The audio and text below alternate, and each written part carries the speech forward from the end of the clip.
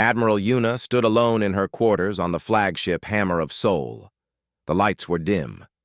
The only glow came from the screen in front of her, playing footage that would change everything. Colony Dahan 7 burned on that screen. She watched buildings turn to dust. She watched hospitals become craters. She watched schools disappear in white fire that fell from the sky. 2.3 million people had lived there yesterday. Today there was only glass and ash.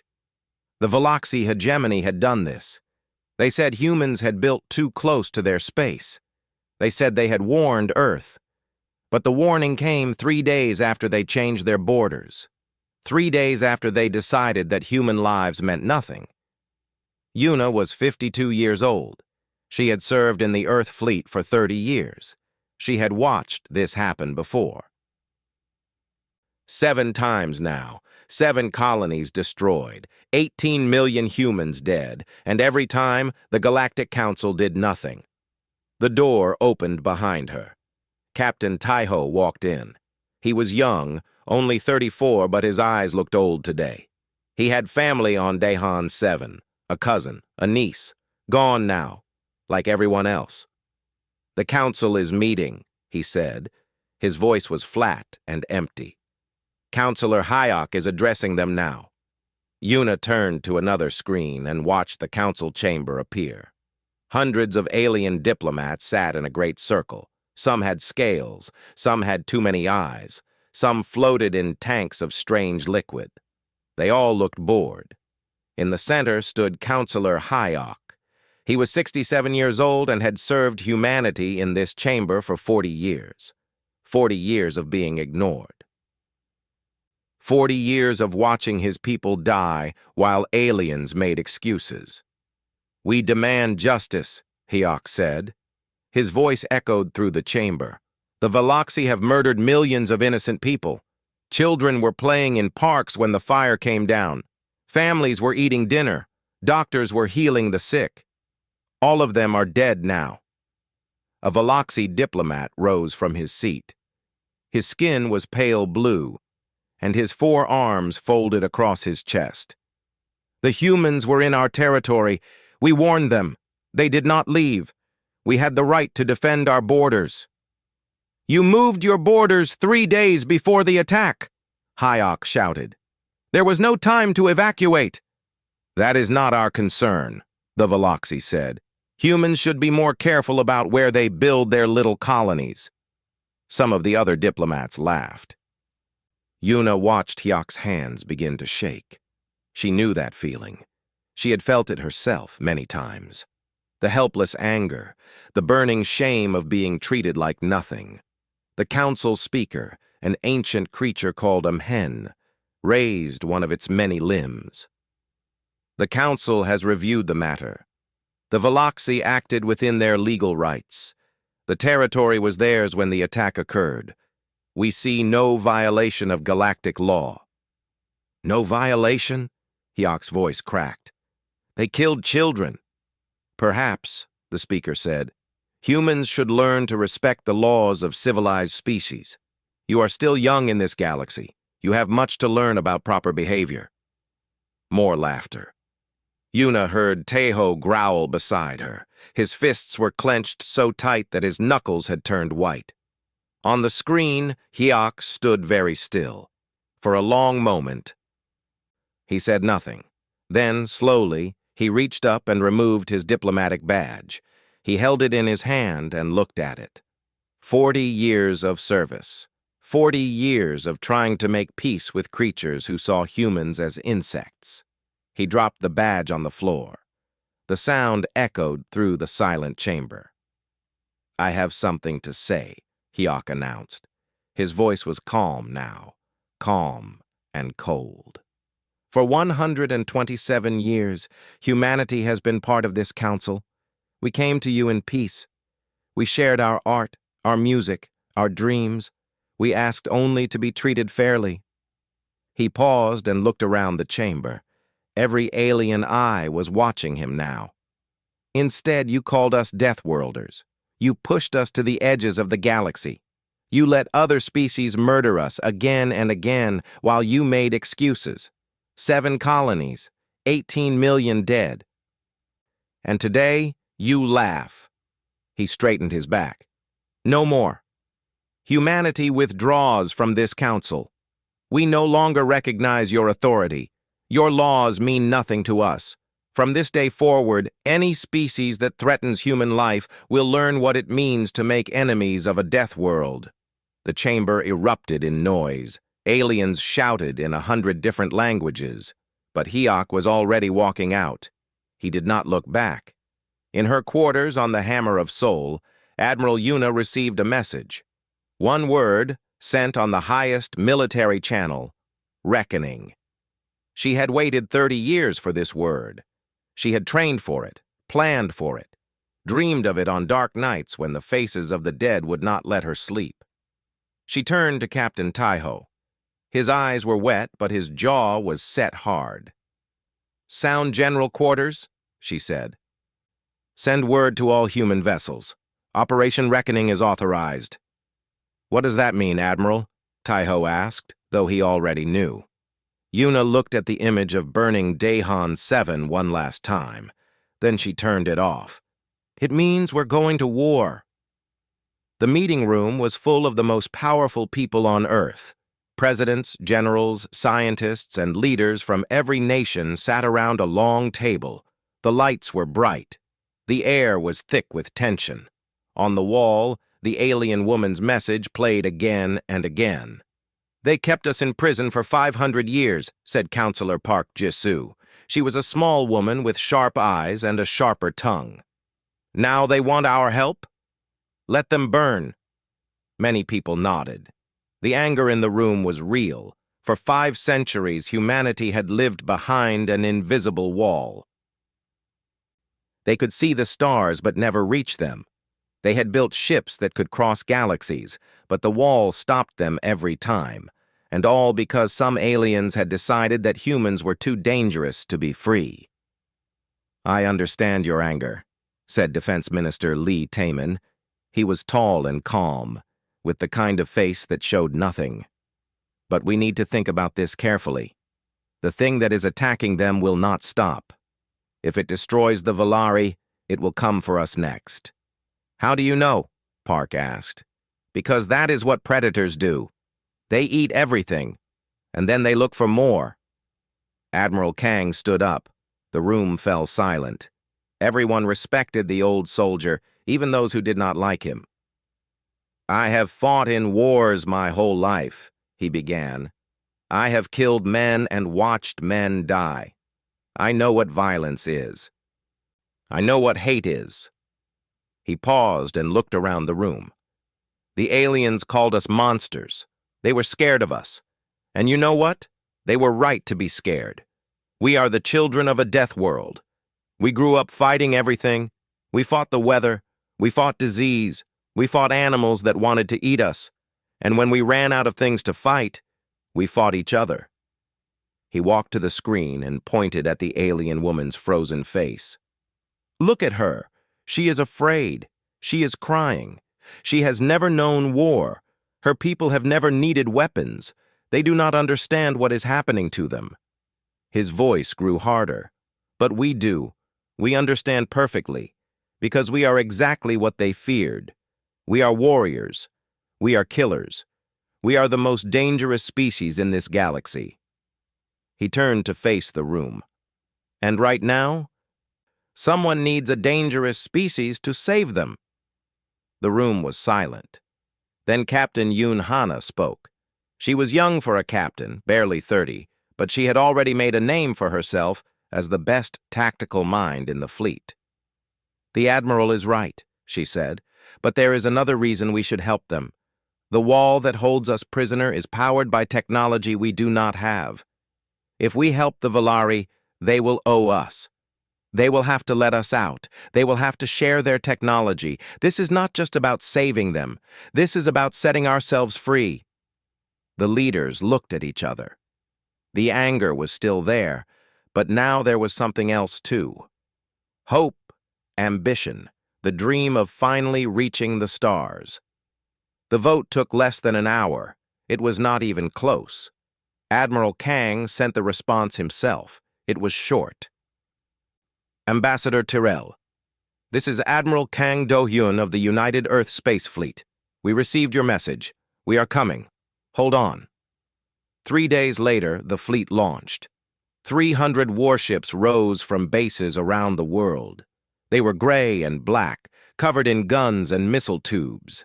Their names were painted on their sides in white letters: Soul's Fury, Tiger's Claw, Iron Mountain, Dragon's Breath. Each ship carried thousands of soldiers, pilots, and crew. Each soldier carried weapons that had been built for one purpose only: to kill. Captain Yoon Hana stood on the bridge of Soul's Fury. Through the window, she could see the other ships forming up around her. Behind them, Earth hung in space like a blue marble. She had never left her home system before. No human had, not in 500 years.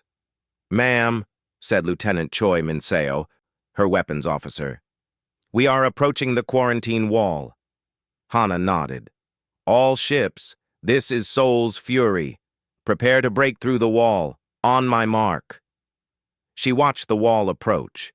It was invisible to the eye, but the sensors showed it clearly. A barrier of energy that had held humanity prisoner for centuries. The aliens had built it to keep the monsters in.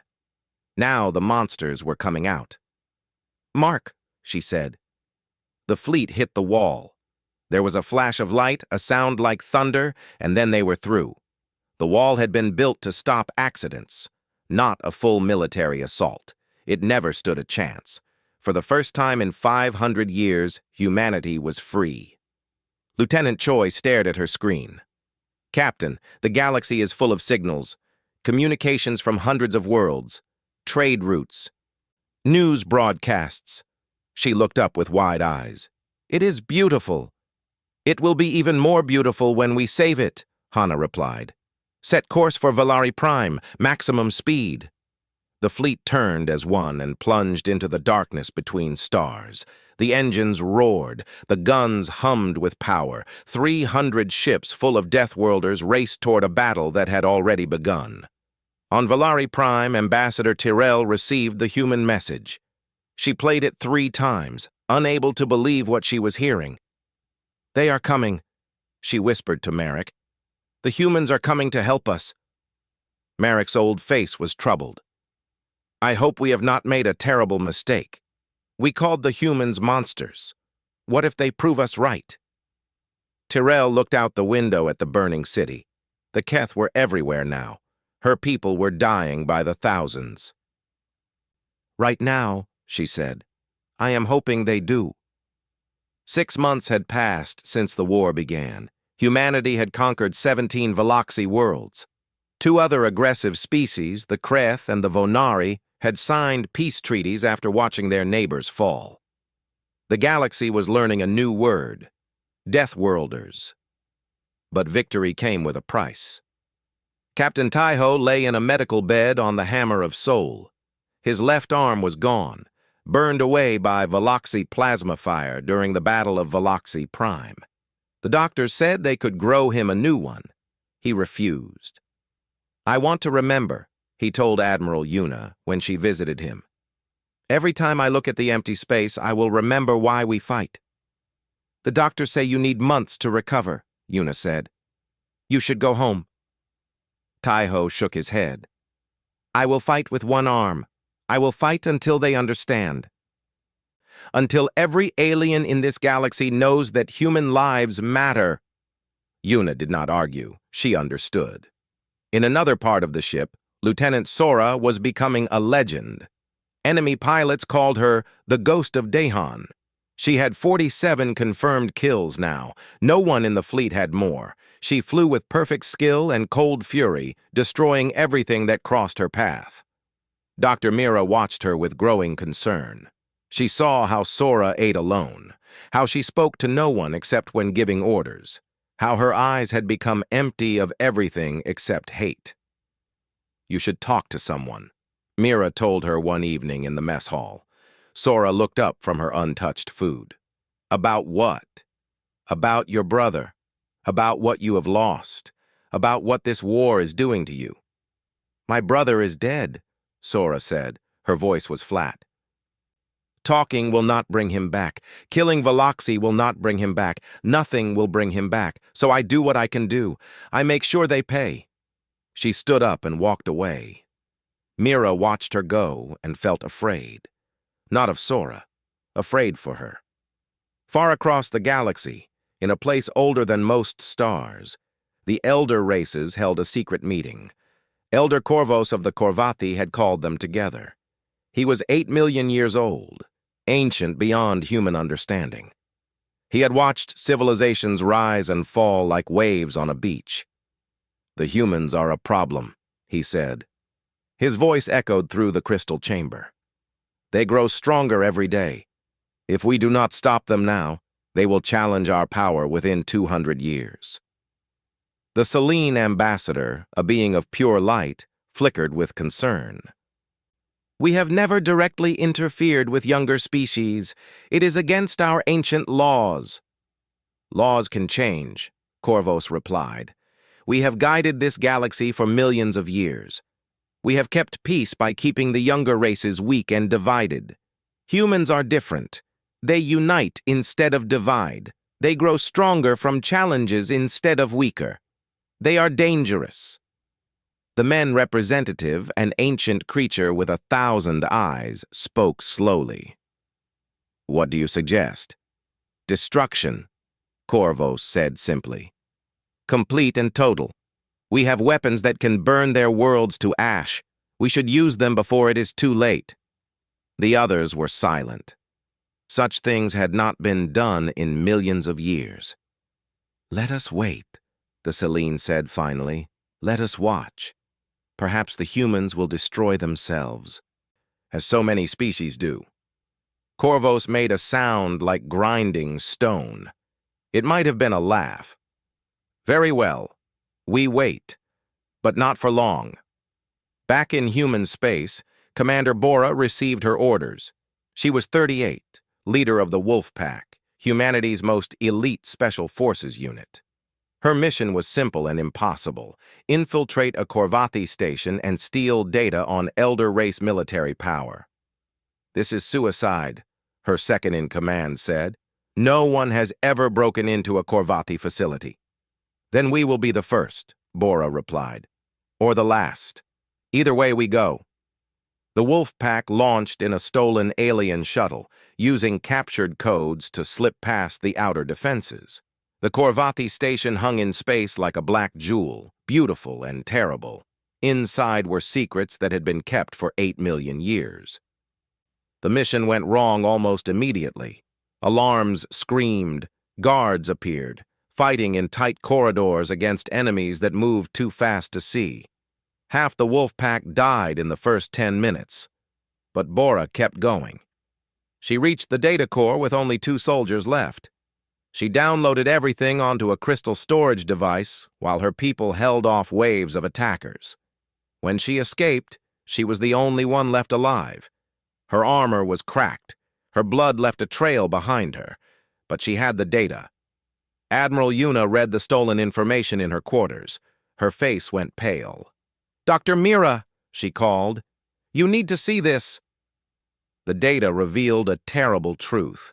The elder races had been manipulating galactic politics for millions of years. They had started wars between younger species. They had encouraged hatred and division. They had made sure no one ever grew strong enough to challenge them. The Veloxy had not acted alone. The attack on Dehan 7 was not an accident. It was a test suggested by the Corvathi to see how humans would react. "They have been our enemy from the beginning," Yuna said. "The true enemy. Everything else was just puppets dancing on strings." Mira stared at the data. "What do we do with this?" Yuna smiled. It was not a kind smile. "We share it. With everyone. Let the whole galaxy see what their masters have been doing." The truth spread like fire through dry grass. Admiral Yuna sent the stolen data to every communication network in the galaxy. Every species with a receiver heard the same message. The elder races had been lying to them for millions of years. Wars that had killed billions were revealed to be planned. Ancient enemies discovered they had been tricked into hating each other. Species that thought themselves free realized they were just pieces on a game board. The reaction was immediate. Ambassador Valek was the first to act. He stood before the Tyranny Council and demanded they ally with humanity. "The humans have shown us the truth," he said. "They fight for freedom. We should fight beside them." The Tyranny agreed. Then the Hesh joined. Then the Kvalor. Then 14 more species. For the first time in galactic history, an alliance stood against the elder races. Elder Corvos watched from his ancient throne and felt something he had not felt in 8 million years. Fear. "They have turned the galaxy against us," the Selene ambassador said. "Perhaps we should negotiate." "Negotiate?" Corvos's voice thundered through the crystal chamber. "We do not negotiate with insects. We crush them." He gave an order that had not been spoken in 8 million years. The word was cleansing. Across the galaxy, ancient weapons woke from their long sleep. Planet killers the size of moons. Weapons that could burn stars. Machines of destruction so old that their creators had been forgotten. The first target was Earth. Admiral Una received the warning 3 days before the attack. Scout ships reported an elder fleet moving toward the Sol system. The numbers were impossible. Over 10,000 ships. Some of them were larger than cities. "We cannot win this fight," her tactical officer said. "Their fleet is 10 times our size. Their weapons are millions of years more advanced. We should evacuate." "Evacuate to where?" Una asked. "If Earth falls, humanity has no home, no hope. We fight here, or we die everywhere." She sent out the call. Every human ship, every Allied vessel, every civilian transport that could carry a weapon. They all came. 2,000 warships gathered around Earth. Against 10,000 elder vessels, it seemed like nothing. Dr. Mira worked without sleep in her laboratory. She had studied the stolen data for weeks, looking for any weakness in elder technology. Now, with hours left, she finally found it. "Their ships use biological systems," she told Una. "Living tissue connected to their machines. It has not evolved in millions of years. It might be weak to Earth diseases." "Can you make a weapon?" "Maybe. I need time." "You have 12 hours, Una said. "Make it work." The Elder fleet arrived at sunset, Earth time. They filled the sky like a second night, blocking out the stars. The largest ship, Corvos's flagship, was bigger than the moon. It hung over the planet like death itself. "Humans!" Corvos's voice boomed across every channel. "You have disturbed the peace of the galaxy. You have challenged powers beyond your understanding.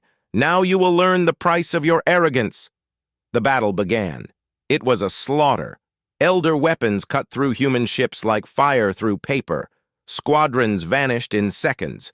Cruisers exploded before they could fire a single shot. The defensive line crumbled. Lieutenant Sora flew into the heart of the enemy fleet. She was trying to reach one of the planet killers, a weapon pointed straight at Earth. Her squadron followed her, 12 fighters against a monster. One by one, her pilots died. Their voices cut off mid-scream. Their ships became fire and dust. But Sora kept flying. She reached the planet killer alone. She fired everything she had. Missiles, guns, her ship itself. She rammed into the weapons targeting array at full speed. The planet killer went dark. Earth was saved, for now. Sora drifted in space, her cockpit cracked, her body broken. She had ejected at the last second. She floated among the debris and watched the battle rage around her. Captain Taiho commanded a cruiser with one arm strapped to his chair. He saw the center of the human fleet collapsing and made a decision. "All hands abandon ship," he ordered. "I am taking us into that command vessel." His crew escaped in pods as he flew his cruiser straight at an Elder command ship. The collision was visible from Earth. A flower of light blooming in the darkness. The command ship died. Taiho survived, barely. pulled from the wreckage by rescue teams. On Earth, General Donghae prepared his soldiers for an invasion that might never come. If the fleet failed, there would be no ground war, just extinction. But his people stood ready anyway, because that was what humans did. Admiral Yuna watched 2/3 of her fleet die. She watched brave people throw their lives away for minutes of time. She watched, and she waited, and she prayed that Dr. Mira would give her a miracle. "Admiral," Mira's voice came over the comm, "it is ready, but someone has to deliver it inside an elder ship, into their central biological system." "I will go," said Commander Bora. She had been listening. Her wounds from the Korvathi station were barely healed. It did not matter. "You will die," Yuna said. "Maybe. But if I do not go, everyone dies." There was nothing more to say. Commander Bora's shuttle was small and fast. It carried her and 4 volunteers from what remained of the wolf pack. 5 humans against an 8-million-year-old empire. Dr. Mira had given Bora a single container. Inside was a modified disease from Earth, changed to attack the biological systems in elder technology. It was humanity's last hope. "We need to reach their central biocore," Mira had explained. "Release the pathogen there and it will spread through their entire network. Every ship connected to that flagship will die." "And if we fail?" Bora asked. "Then we all die anyway. Good luck, Commander." Admiral Yuna ordered what was left of the human fleet to attack. Every remaining ship charged at the Elder Armada in a final desperate assault. It looked like suicide. It was supposed to look like suicide. While thousands of explosions filled the space around Earth, Bora's shuttle slipped through the chaos. No one noticed one small ship among so much death.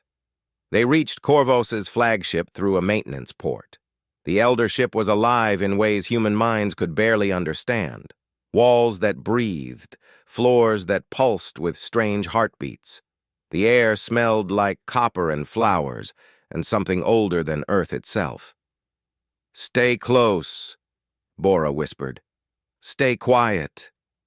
They moved through corridors that seemed to change shape behind them. The ship knew they were there. It was hunting them. The first of Bora's soldiers died when the floor opened beneath him. He fell screaming into darkness, and the floor closed again like nothing had happened. The second died when a wall reached out and grabbed her. She fired her weapon until it was empty, but the wall simply absorbed her, swallowing her whole. The third and fourth died fighting guardians that emerged from the ceiling. Creatures of metal and flesh that had not moved in millions of years, but remembered how to kill. Bora ran. She ran through halls that tried to crush her. She ran past things that reached for her with too many arms. She ran until her lungs burned and her legs screamed and the container in her hand felt heavier than the world. She found the biocore at the heart of the ship. It was a room of living tissue, pulsing with the life force that powered everything. A brain the size of a building, connected to every elder ship in the fleet. Corvos's voice echoed through the chamber. "Foolish creature, did you think you could hurt me? I am 8 million years old. I have destroyed civilizations that were ancient when your ancestors were still climbing trees." Bora did not answer. She did not have time for words. She opened the container and threw it into the biocore. The pathogen did what Dr. Mira had designed it to do. It entered the ancient flesh. It began to eat.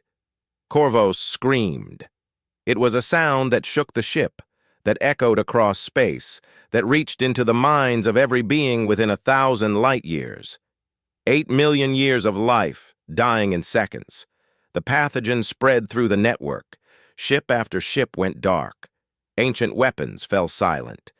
The Elder Fleet, the most powerful force in the galaxy, began to die. Bora tried to run. The ship was collapsing around her, its living systems failing. Walls fell, ceilings crashed down, fire erupted from nowhere. She almost made it. A falling beam caught her legs. She lay trapped, watching through a broken window as the flagship tore itself apart. She smiled. She had done what she came to do. "For Dahan," she whispered. "For everyone." The flagship exploded. From Earth, Admiral Una watched the Elder Fleet die. 10,000 ships, dark and drifting. The greatest military force in galactic history, defeated by one woman and a disease. "It is over," Dr. Mira said quietly. Tears ran down her face. "We won."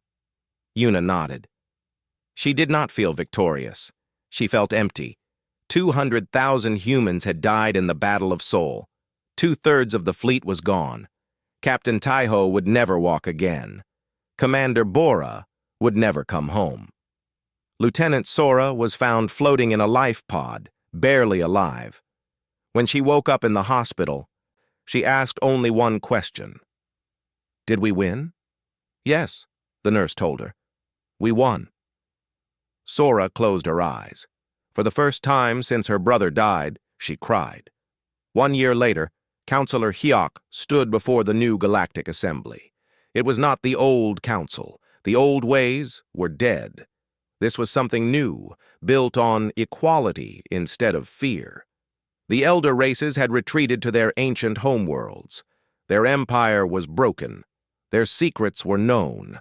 They would never again control the galaxy from the shadows. Admiral Una had retired. She spent her days on Dihan 7, watching the terraformers bring life back to the dead world. Grass grew where cities had burned. Children would play there again someday. Dr. Mira worked with Ambassador Velik to build new laws for the galaxy, laws that protected all species. Laws that honored the dead by protecting the living. Captain Taiho, in his wheelchair, taught young officers at the Sol Defense Academy. He taught them tactics and strategy, but mostly he taught them why they fought. Lieutenant Sora never flew combat missions again. She trained new pilots instead. She made sure they understood strength without wisdom was just violence, but weakness in the face of evil was death. Hyok looked out at the assembly. Hundreds of species sitting together as equals. It was beautiful. It was worth everything they had paid. "We came from a world that tried to kill us every day," he said. "Ice ages, plagues, predators, our own mistakes. We survived all of it. We did not survive to be anyone's victims. We did not survive to be forgotten." He paused and let the silence grow. "We are Deathworlders. And now, at last, the galaxy knows what that means."